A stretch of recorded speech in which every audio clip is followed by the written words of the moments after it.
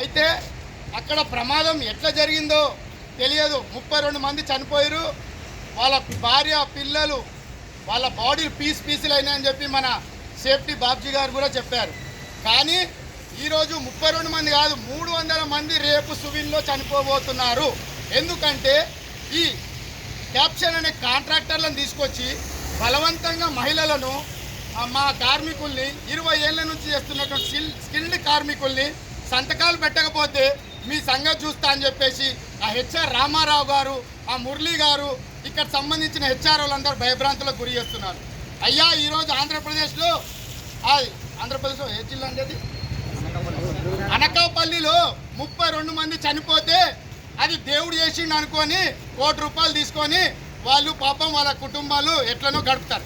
కానీ 20 సంవత్సరాల నుంచి చేస్తున్న కార్మికుల్ని మొన్న డీసెల్ సంగారెడ్డి దగ్గర ఈ మేడం హెచ్ఆర్ మేడం గారు ఒప్పుకొని 3 నెలల్లో పర్మనెంట్ చేయిస్తాం, కొందరిని మాకు ఓటీ డబుల్ పైసలు ఇస్తామని, మాకు గత సంవత్సరానికి 21 లీవులు చొప్పున 10 సంవత్సరాల నుంచి రావాల్సిన లీవులు ఇస్తామని అక్కడ మినిస్టర్ రాసి ఇక్కడ బలవంతంగా సైన్లు పెట్టకపోతే 1వ తారీఖు రోజు మీ ఉద్యోగాలు లేదని బెదిరిస్తే బెదరడానికి భారత రాజ్యాంగం అంబేద్కర్ గారు రాసిన చట్ట ప్రకారం 1947 రిజిస్ట్రేషన్ యాక్ట్ ప్రకారం జెండా ఎగరేసామండి.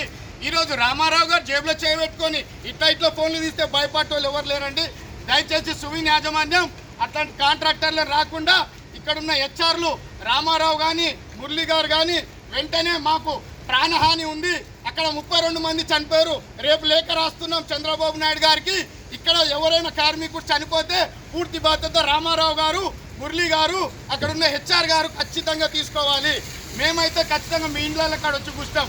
ఒక దిక్కు చర్చలు జరుపుతూనే మాపై దాడులకు దిగితే ఇక్కడ మేము ఎందుకు కూకుంటామండి?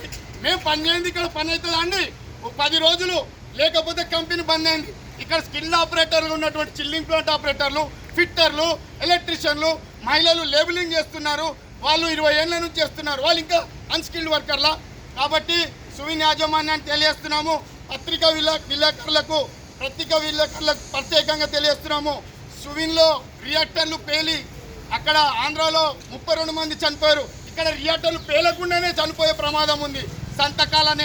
సంతకాలనే పేరుతోటి కార్మికుల్ని భయభ్రాంతులకు గురి చేస్తే ఇక్కడ ఆడ బోర్డుల మీద రాస్తారు మన కంపెనీలు, మైండ్ యువర్ హెడ్. అంటే మీ మైండ్ హెడ్లో ఉండాలి. వీళ్ళు ఈ విధంగా ప్రెజర్ చేస్తే హెడ్లో మైండ్ హెడ్ ఉంటుందండి. వాడు రియాక్టర్కు 1 పాయింట్ పెట్టేది 5 పాయింట్లు పెడితే వాటితో పాటు కంపెనీ అంతా లేచిపోతుంది. చచ్చిపోయినాక ₹1 కోటి ఇచ్చే బదులు బతుకున్నప్పుడు మాకు పర్మనెంట్ చేసి మా బతుకులు బాగు చేస్తే బాగుంటుంది. మరొక్కసారి యాజమాన్యం తెలియజేస్తున్నాము. మాకు ఇంకొకసారి ఇలాంటి కాంట్రాక్టర్లను తెచ్చి బెదిరిస్తే మేము మళ్ళీ వెంటనే డీసీఎల్ గారి దగ్గరికి వెళ్ళి నిరాహార దీక్షకు నేను కూర్చుంటాను తెలియజేస్తున్నాను.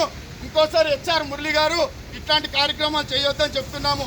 దయచేసి మేము చట్టపరంగా పోయినాం, కలెక్టర్ మేడం మాకు హామీ ఇచ్చింది, డీసీఎల్ గారు హామీ ఇచ్చారు.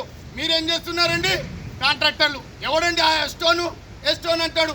వీరు ఉన్న కాంట్రాక్టర్లే దొంగలు దోసుకున్నారు. మా 20 ఏళ్ళ నుంచి క్యాప్షన్ కాంట్రాక్టర్లు అంటారు. 20 ఏళ్ళ నుంచి పర్మనెంట్ చేయకుండా ఇదే మెయింటెనెన్స్ ఇన్ఛార్జ్ ఏం పేరండి మెయింటెనెన్స్ రాఘవేంద్రరావు గారు ఎట్లా పర్మనెంట్ అయిందండి? రాఘవేంద్రరావు గారు కాంట్రాక్టర్లో పనిచేసాడు, ఎట్లా పర్మనెంట్ అయిందండి? భారత రాజ్యాంగం మనకు సపరేట్ ఉంది, ఆయనకు చట్ట ప్రకారం ఆయన పర్మనెంట్ ఎట్లయిందో ఆయనతో పాటు చేస్తున్నటువంటి ఈ అందరూ పర్మనెంట్ కావాలని మేము హెచ్ఆర్ గారికి తెలియజేస్తున్నాం. కాబట్టి కార్మికులారా ఎవరు భయపడాల్సిన అవసరం లేదు, అట్లాంటి బెదిరింపులకు మనం భయపడాల్సిన అవసరం లేదు. ఈ సువిన్ అనే పేరు ఎంతో గొప్ప పేరు, దీన్ని మేము కాపాడుకుంటూ వస్తే మమ్మల్ని బలవంతంగా వేస్తే ఈ పేరు పోయినా పర్లేదు, మేము ఎక్కడి వరకైనా పోతామో తెలియజేస్తున్నాం.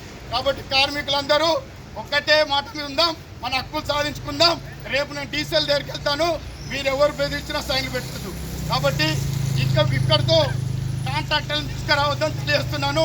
ఈ వీడియో మొత్తం ఈ రాష్ట్రంలో తెలంగాణలో ఉన్నటువంటి అన్ని వీడియోలకు పంపించండి. తెలంగాణ వాళ్ళకి అన్యాయం జరుగుతుంది. ఇక్కడ 500 మంది కార్మికులు ఉంటే తెలంగాణ వాళ్ళు ఎంతున్నారు, స్టాఫ్లు ఎంతోమంది ఉన్నారు, ప్రొడక్షన్లు ఎంతమంది ఉన్నారు. మా గడ్డ మీద కంపెనీ పెట్టి మా ఏరియా, మా గాలి, మా నీరు అన్నీ మా యూజ్ చేసుకొని తెలంగాణ వాళ్ళకు ఉద్యోగులు ఇవ్వారంటారు. ఈ రామారావు గారికి నేను 5 ఏళ్ళ కింద ఒక తెలంగాణ అమ్మాయి ఇచ్చానండి, ఇప్పటి వరకు డ్యూటీ తీసుకోలేడు. ఇన్ని అయినప్పటికీ మేము ఆంధ్ర, తెలంగాణ, రాయలసీమ అందరినీ కలుపుకొని కార్మికులుగా పోతున్నాం.